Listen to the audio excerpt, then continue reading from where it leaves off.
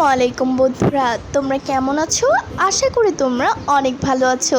আলহামদুলিল্লাহ আমি অনেক ভালো আছি।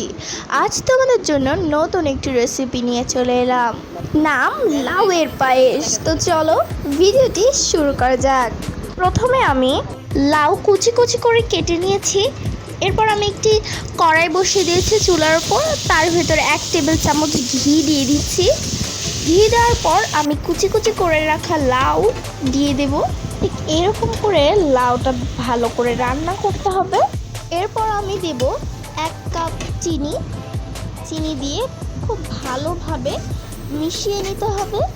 এরপর 1 কাপ দুধ দিয়ে দেব।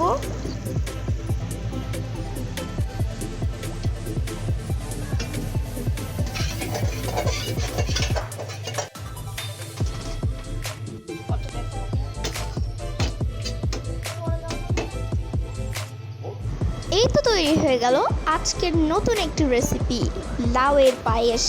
ভিডিওটি যদি ভালো লেগে থাকে অবশ্যই আমাদের চ্যানেলের পাশেই থাকবেন। ধন্যবাদ।